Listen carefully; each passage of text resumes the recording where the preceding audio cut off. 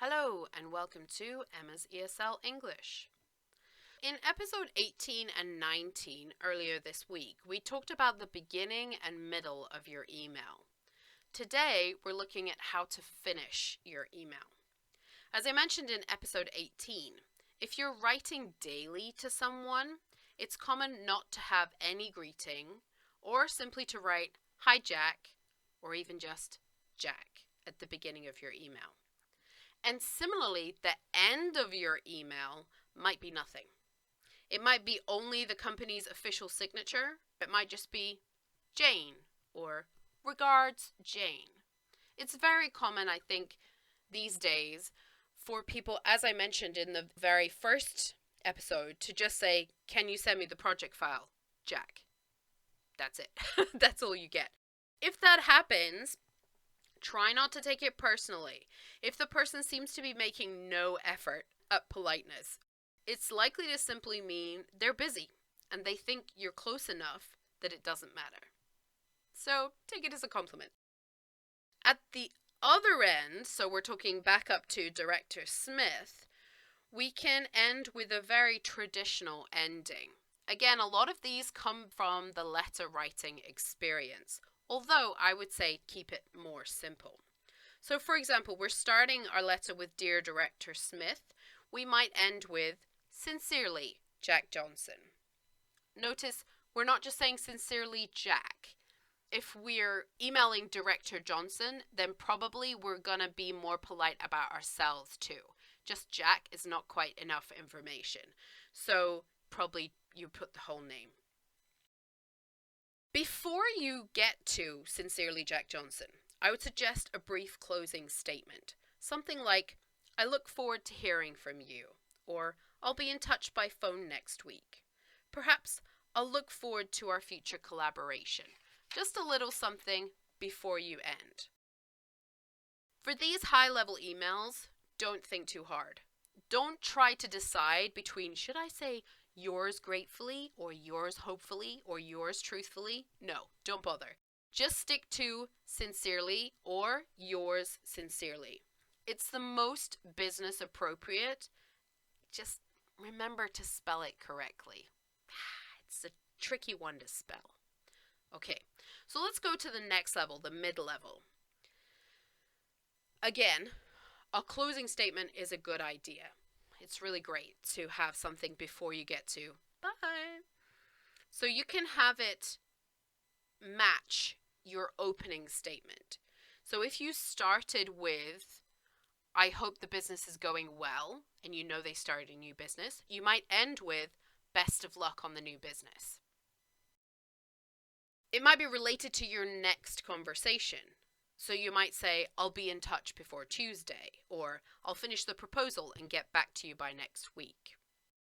If you know something important is happening, use that. "I hope you enjoy your holiday next week," or "I'm looking forward to reading your suggestions." And then close. We have a lot of different things that you can use to end your email, and to be honest, none of them serve much purpose. What? The only purpose there, therefore, is to maintain a level of politeness. Most of them, as I said, are left over from letter writing, but they tend to have lost a lot of the meaning that a historical writer might have meant by them or intended by them. So don't worry too much. You can pick your favorite, and you can always use the same thing, or you can change it. It's your choice. I had a manager not long ago who ended every single email with "regards" and their name. Sometimes there was a "kind regards." That was it. And usually those emails from that company, we had an official company signature that had our name on it, the phone number and email and website of that company at the end of it. So it's possible if she was busy that she wouldn't write anything at all. She would just rely on the official signature to end the email. So if you're panicking and you don't know what to say, maybe see if your company has an official signature and you can just use that every time.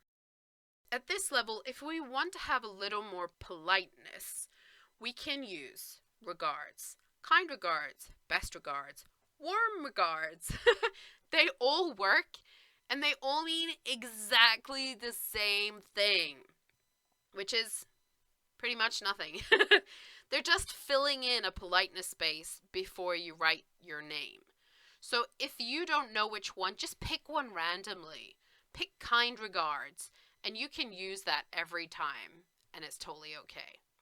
Of course, if you want to mix it up a little, that's fine too.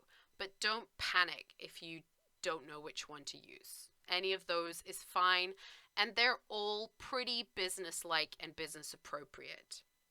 You might want to be a little more relaxed, maybe something like best wishes. Or if they have something coming up and you know about it, you could say good luck. If you want, you can go longer than this. So rather than just kind regards, it's a little bit like a closing statement after your closing statement. You can do something like, see you next week, or I'm looking forward to catching up on Tuesday, or have a great weekend. If you know they've got a presentation coming, you might say, I hope everything goes well next week. You might say, enjoy the rest of your week. Or, if they're quite close, you might say, don't work too hard.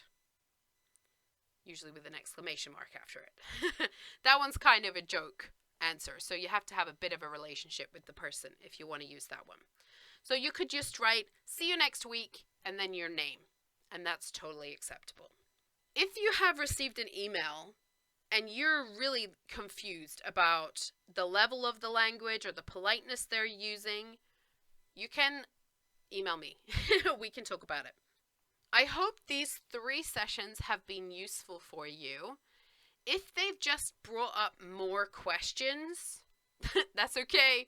Don't panic. I'm here. I can answer your questions. I'm happy to answer your questions. There are no silly questions. Let me make that very clear.